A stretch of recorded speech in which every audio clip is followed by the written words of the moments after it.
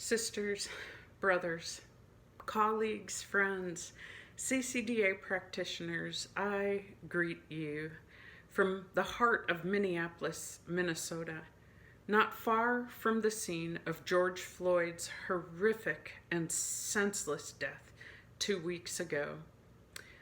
I greet you from a city not unlike many of your own, where pain and anguish and grief abound, but where there is also perhaps a deeper urgency now, a renewed sense of resolve.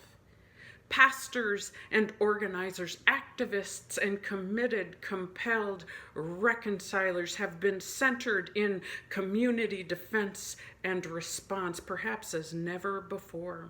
They are caring for the many who have been battered and displaced in this crisis, left without access to the most basic of human needs.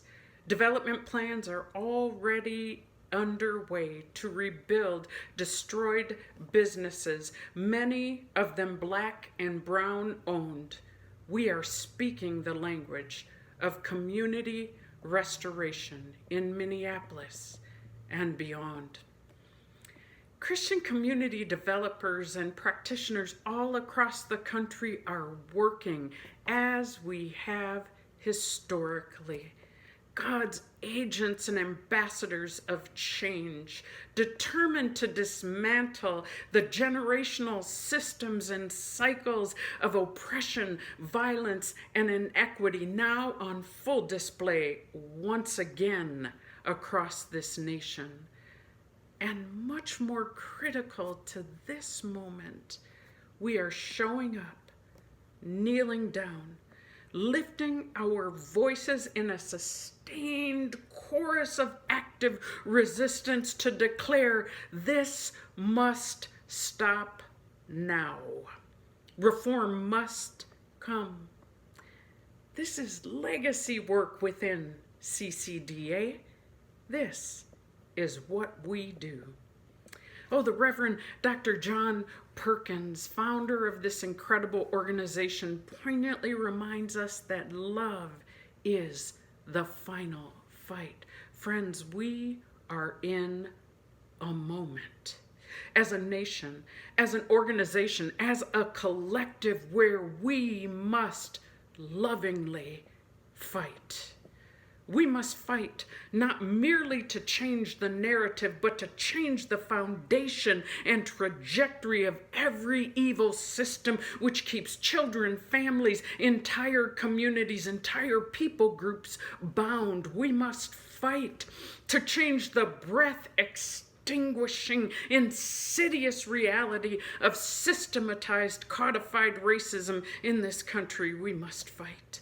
We must fight to permanently disrupt the tide of sanctioned violence against Black bodies, to penetrate and permeate this present evil with God's marvelous light. Oh, as the mother of a Black son, with whom I have had to have the talk, and about whom I must wonder daily, will he make it home tonight?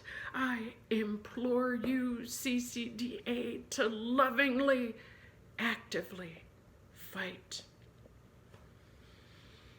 And I imagine I speak for many of us when I say we are tired.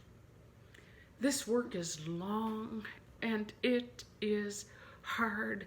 These moments jar our physical, emotional, even our spiritual sensibilities each and every time. And yet, as laborers, as prophets, as developers, as artists, this is precisely the time when we go to work. According to author, educator Toni Morrison, there's no time for despair, no place for self-pity, no need for silence, no room for fear. We speak, we write, we act, we do. And this is how civilizations heal. Friends, in the days ahead, We will continue to offer resources designed to equip, empower, encourage, and embolden you for the journey. But we set about this work together as a family CCDA because this is what we do. Sisters and brothers, I stand with you now. We stand with you in solidarity for the cause of justice, for the cause of Christ. Amen.